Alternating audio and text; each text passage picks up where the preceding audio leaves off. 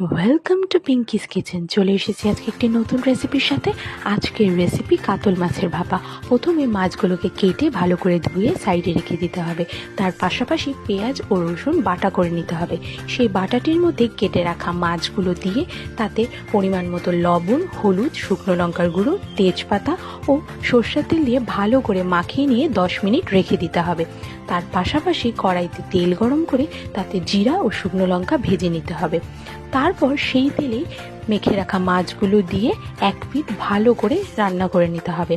তারপর ঢাকনা তুলে নিয়ে মাছগুলো উল্টে দিয়ে আরেক পিঠও ভালো করে রান্না করে নিতে হবে।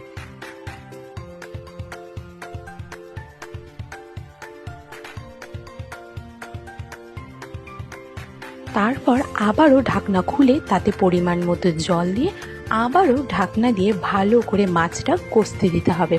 তারপর ঢাকনা খুলে নিয়ে উপর দিয়ে ধনেপাতা ছড়িয়ে দিলেই তৈরি কাতল মাছের ভাপা।